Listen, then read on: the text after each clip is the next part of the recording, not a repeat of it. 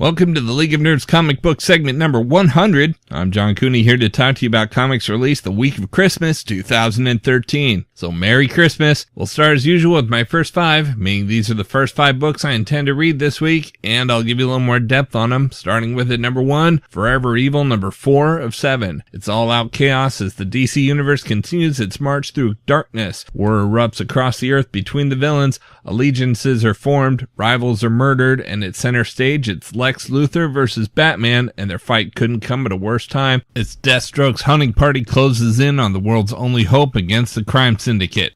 Series writer Jeff Johns spoke about Lex Luthor's role. Quote, Luthor to me is the ultimate supervillain in DC Comics. He's the ultimate bad guy. If he's going to take the center stage of this villain story, it's going to be about him and his journey and what he's going through. Everything's designed to revolve around that. All the villains that he's with are designed to showcase things about him. Although we have our favorites like Sinestro and Black Adam, they actually all reflect some element of Lex Luthor, and Luthor recognizes that. Even Bizarro has an element of Luthor within him. There's a lot of fun to be had between Lex and Bizarro. There's fun to be had between Batman and Catwoman, and when those characters collide.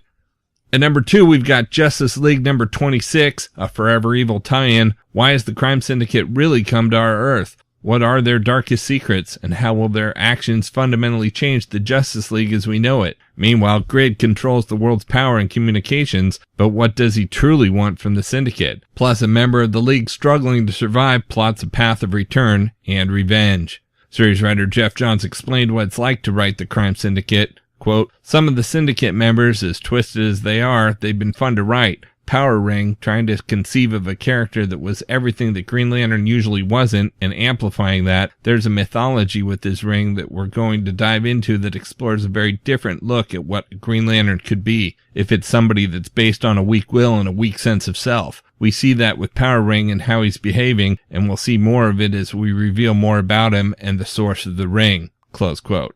At number 3, we've got Avengers 24.NOW, Rogue Planet Part 1 of 5. Captain America and Iron Man plan for the next version of the Avengers. A runaway planet is on a collision course with Earth. A visitor from the future helps save the day. Avengers 24.NOW equals Avengers number 1 in an all-new Marvel Now. Editor Tom Brevoort explained why this is a good jumping on point. Quote, 24.NOW is effectively a single-issue story. It introduces a new character. It shows you the Avengers doing the stuff that they do. It also shows us a little bit of where they are in the aftermath of Infinity and how they're going to be moving ahead. The Avengers have 50 years of history now, so whether we have a number 1 on the book or not, there's always going to be stuff hanging. But issue 24.NOW is a way easier entry point than issue 23 was. So on that level, it does what it needs to do. It shows you who and what the Avengers are and what they're all about, and it does huge, spectacular things. It is another brick in the road that we've been building all along, so it's not divorced from the other 23 issues, but it's a single-issue story. It's very similar to a lot of the issues we did towards the end of Jonathan's run on Fantastic Four. On that standpoint, I feel it's an issue where I'd very easily be able to give it to someone and go, start here, it'll ease you in, close quote.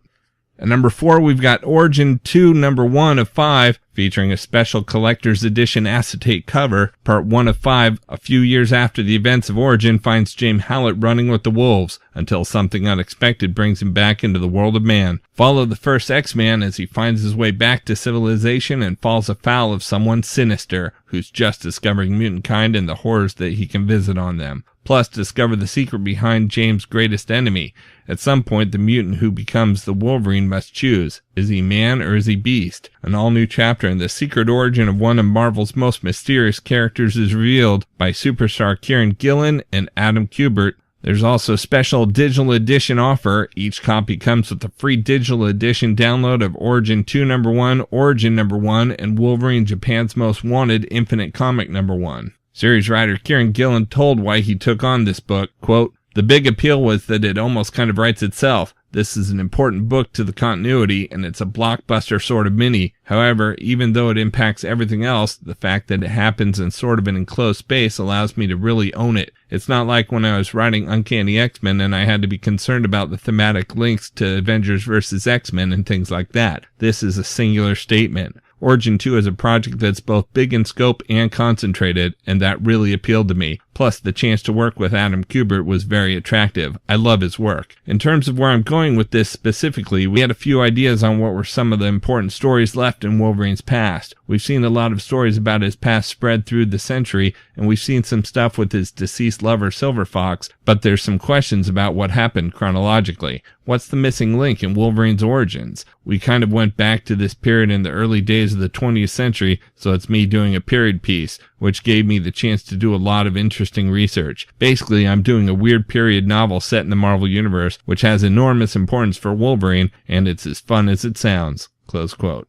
At number 5, we've got Doctor Who Special 2013 #1. In this special one-shot story celebrating the 50th anniversary of Doctor Who, a strange force flings the TARDIS and the Doctor into our own universe. Once here, the Doctor encounters a 10-year-old girl who happens to be a huge fan of the Doctor Who TV show. The Doctor grapples with being a fictional character and monsters lurking at the girl's school on the way to coming face-to-face with the actor who portrays him, Matt Smith. Writer Paul Cornell, who has written Doctor Who for both comics and television, shared the premise and inspiration for this book. Quote, "It's called The Girl Who Loved Doctor Who, and it's about Matt Smith's Doctor landing in the real world, finding out his adventures are all on DVD, going to a Doctor Who convention, and meeting Matt Smith. But there's perils as well, of course, and some important stuff about what the show meant to me and to, I guess, a lot of other fans. It's one I've had in my head for decades that I've never got to do in any other Who media I've worked in. It's sort of obvious, so the idea is to do it in a surprising way, hopefully." Close quote.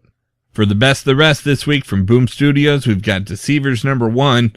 Why we love it? Everybody loves a good underdog story, and we're no exception. Make that double for your classic Robin Hood-style steal from the rich, give to the poor yarns, and when you couple that with Stephen Grant's crackling dialogue and some beautiful artwork, we couldn't resist. Why you'll love it? Deceivers is a globe-trotting espionage action comic populated by charming, clever characters and thrilling sleight of hand, perfect for fans of films like Catch Me If You Can and the Ocean's 11 series. What it's about? Lincoln McCord and Prince Adney Zaruka are two American con men living abroad in Europe, posing as an oil magnate and the descendant of long-lost royalty to live the high life by leeching off the European elite. But when an international thief begins wreaking havoc on their marks, the Deceivers are enlisted by a rogue CIA agent to help entrap him.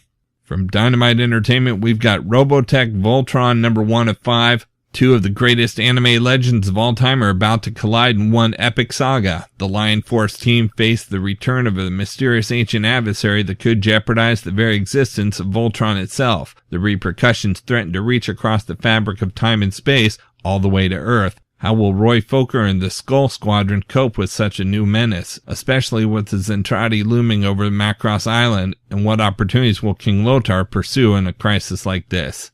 From Image Comics, we've got Saviors #1. Eisner Award winner James Robinson and artist extraordinaire Jay Bone present an all-new saga of monstrous alien horror. When Thomas Ramirez stumbles upon an extraterrestrial conspiracy to take over the world, his life has changed forever. He must now seek out those few souls who share this terrible knowledge. But even united, how can they hope to defeat a shadowy alien cabal that's both indestructible and eager to kill anyone who threatens it? Out in trades this week, we've got Fairy Quest Volume 1 Outlaws trade paperback. Why we love it? The combination of Paul Jenkins of Deathmatch and Humberto Ramos of Amazing Spider-Man delivered a smart but sweet fairy tale we're smitten with. Why you'll love it? Jenkins and Ramos took fairy tales and created a rich, unique world that is at once familiar and wholly original. Adventure, beautiful art, and a girl and her wolf. What's not to love? What it's about?